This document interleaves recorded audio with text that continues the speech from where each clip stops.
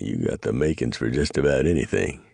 There you go, exclaimed Bullock, slapping the flyer down onto the table and pointing a thick finger at the marshal. You'd be well within your rights to shut the whole shindig down, says I, as a public nuisance almost certain to start a riot. Bob shook his head. Come on, Mike, you can't be serious. You said yourself I said there'd be the makings of trouble. I didn't say it was a certainty or a guarantee, and therefore it's not something I can take legal action against. Comes right down to it, your place here, not to mention any one of the tent saloons or gambling joints along Gold Avenue, has got the same makings on just about any night of the week. Bob shrugged. Minus the jeweled pistols and with smaller, more manageable crowds. That's all. This discussion was taking place at a rear table in Bullock's Saloon, the oldest and most popular drinking establishment in Rattlesnake Wells. Except for a quartet of old-timers who sat quietly smoking and nursing their drinks as they played cards at a table toward the center of the room, the place was empty during this lull period in the middle of a weekday afternoon. Mike Bullock was a balding, bullet-headed Irishman, only average in height, but with a beer-keg torso and thick, almost ape-like arms ending in mallet-sized fists that had ended more than a few arguments and helped to quell many a brawl. Quick as his temper and fists were, however, he could also at times be big-hearted and generous to a fault. Maudie Sartain was his dependable right hand who helped with the day-to-day running of things, her duties ranging the gamut from tending bar when needed, to ordering stock, to serving as a sort of house mother to the hostesses Bullock employed to serve drinks and otherwise entertain male customers.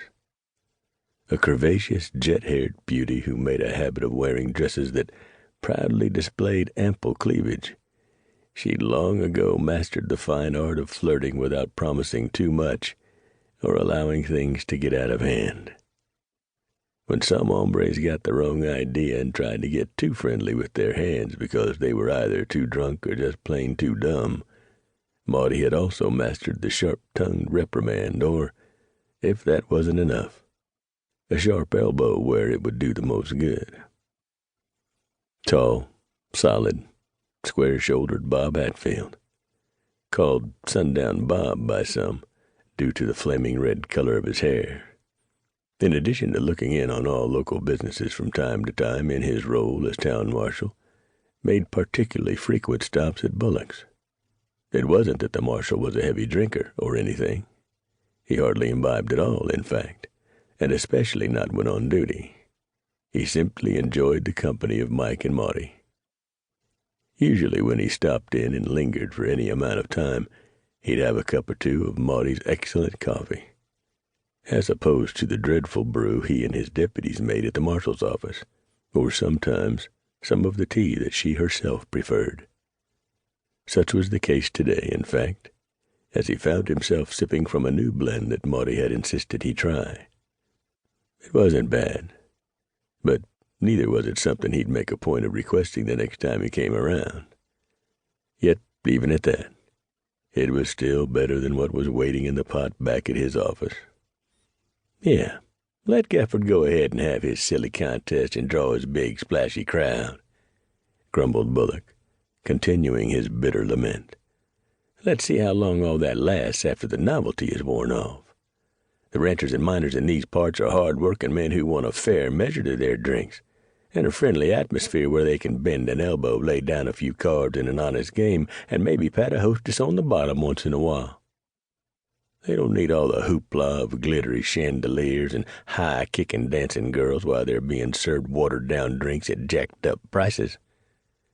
And what's more, when the prophecies have coughed out their last gasp of gold dust, like always happens in booms like the one we're going through, then how long do you think August Gafford and his crystal claptrap will even be around?